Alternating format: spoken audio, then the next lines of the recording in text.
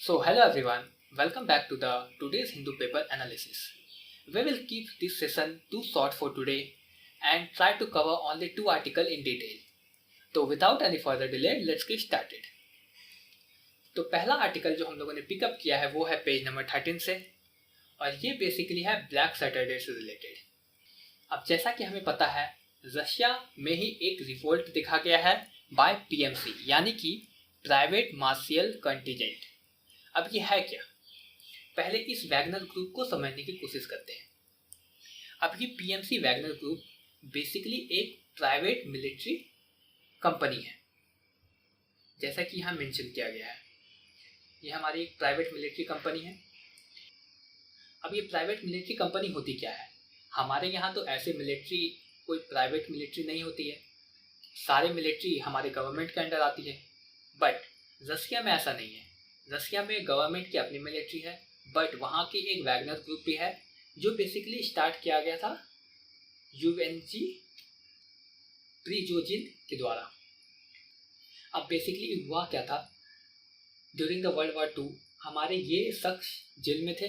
उसके बाद वो बाहर आने के बाद उन्होंने एक रेस्टोरेंट खोला जहाँ पे पुतिन भी काफ़ी आया जाया करते थे, जिनकी वजह से इन दोनों में काफ़ी बॉन्डिंग थी। और उसके बाद इन्होंने एक बिजनेस स्टार्ट किया हमारे प्राइवेट मिलिट्री की।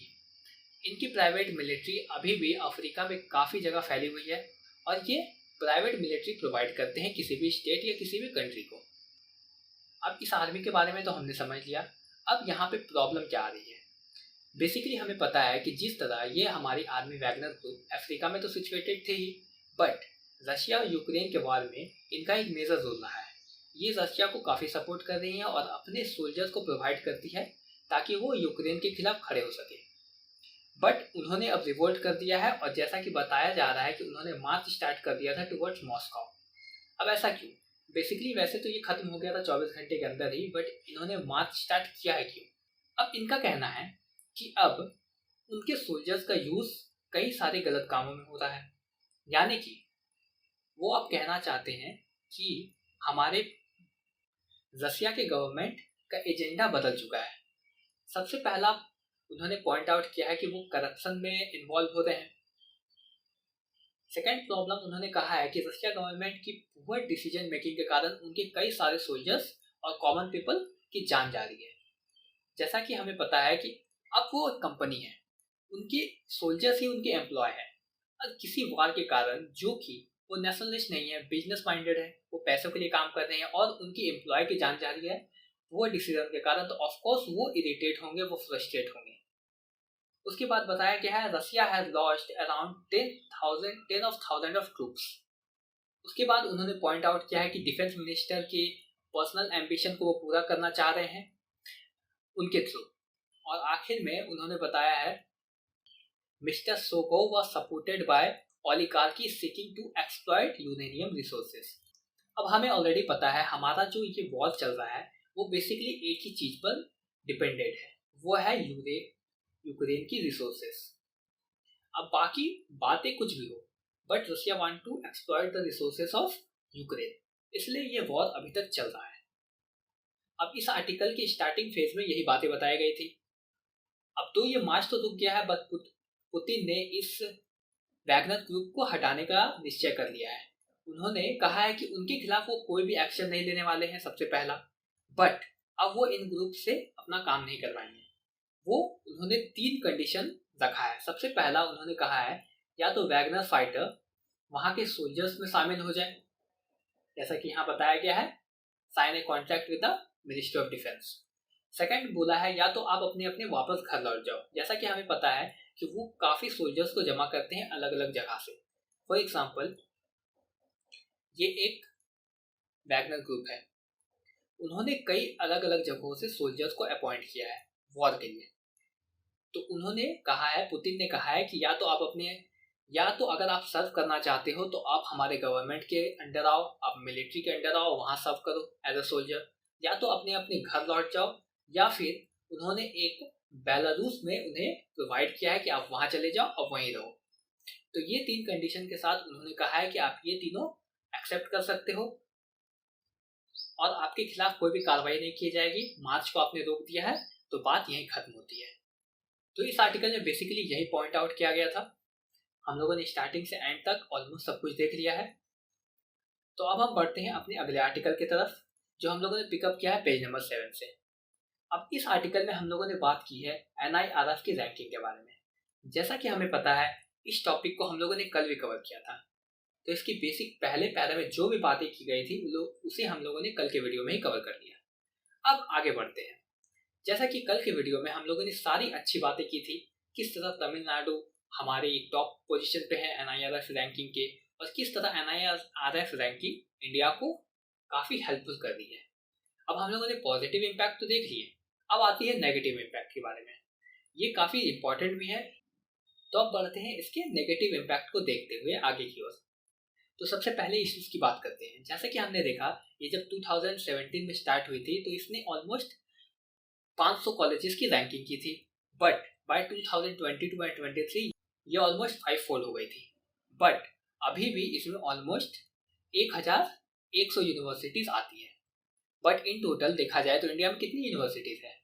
इंडिया में ऑलमोस्ट 43,000 यूनिवर्सिटीज है। तो इनका परसेंटेज के अनुसार तो काफी कम है।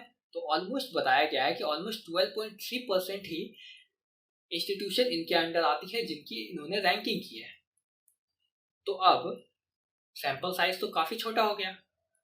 इसका मतलब उन्होंने 87.7% हायर एजुकेशन इंस्टीट्यूशन की रैंकिंग ही नहीं की है।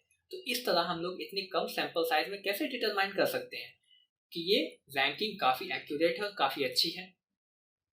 सेकेंडली ये भी कहा जाता है ये काफी अर्बन ओरिएंटेड है, बट अभी के टाइम में almost 43% universities and 61% colleges rural area में भी है। तो उनका क्या? तो ये पहली कंसर्न थी कि इनका सैंपल साइज काफी छोटा है। अब हमारी दूसरी कंसर्न इसमें बताई गई है क्वालिटी एंड क्वांटिटी से रिलेटेड। अब इसके अनुसार यूपी में हमारी almost highest number of colleges है, बट यूपी से कितने कॉलेजेस है टॉप 100 में? एक भी नहीं। उसी से अलग अलग स्टेट जैसे कि महाराष्ट्र और कर्नाटका में भी काफी मेजर कॉलेजेस है, बट उनमें भी टॉप 100 में कितने ही आते हैं? काफी माइनर। हम लोगों ने कल के वीडियो में देखा था कि ऑलमोस्ट 80 to 90% कॉलेजेस सिर्फ 3-4 स्टेट से ही आते हैं, Delhi, Tamil Nadu, Kerala and so on. तो बाकी स्टेट में इतना भेदभाव क्यों? सेकेंडली इन्होंने ये भी बताया कि लगभग 15 कॉलेजेस जो कि प्राइवेट है वो भी इनमें आते हैं, और 6 institution in and around 21 private institution भी इनके रैंकिंग में आ गए। उसके बाद थर्ड कंसर्न बताई गई है फैकल्टी स्ट्रेंथ और रैंकिंग से रिलेटेड। इसमें बताया गया है कि अगर देखा जाए तो टॉप 100 कॉलेज में तो ठीक ठाक एवरेज नंबर ऑफ फैकल्टीज है, लगभग 645 टीचर पर कॉलेज, बट 100 कॉलेजेस के बाद की बात की जाए तो ऑलमोस्ट 242 टीचर या फैकल्टी पाई जाती है, जो कि काफी कम है। यानी कि टॉप 100 कॉलेजेस में तो आपने तो अच्छे खासे teacher almost 645 faculties they the, but अब यहाँ पे एक मेजर सेक्शन गायब है।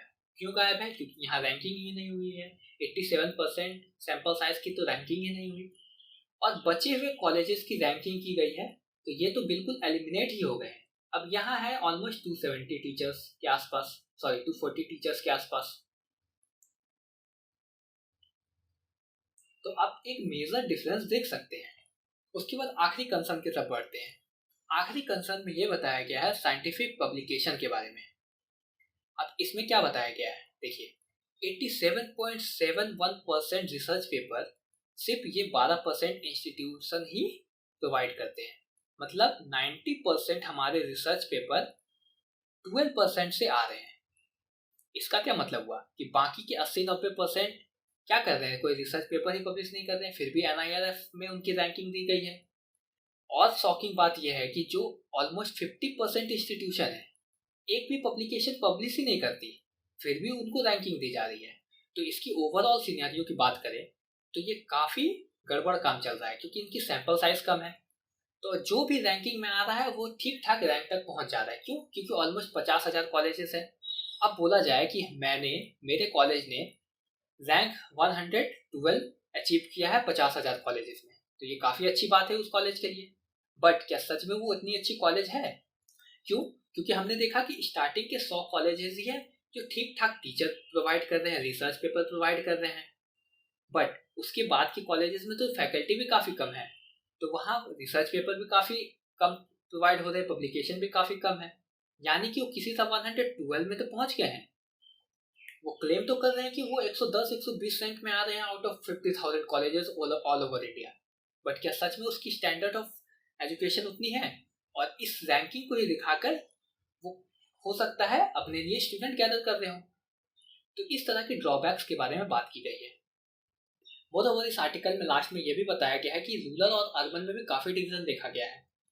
अर्बन एरिया में काफ़ी कॉलेजेस हैं जो इस रैंकिंग में आते हैं, और रूरल एरिया में काफ़ी कम कॉलेजेस हैं जो इसके अंडर आए हैं।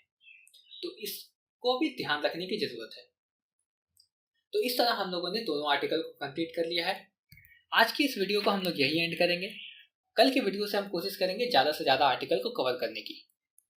सो I hope you like this video. If you like this video, press the subscribe button. We will keep posting Hindu analysis on the daily basis at and around 8 PM every day. So see you all in the next video थोड़े से ज़्यादा article के साथ। तब तक के लिए keep learning and keep exploring.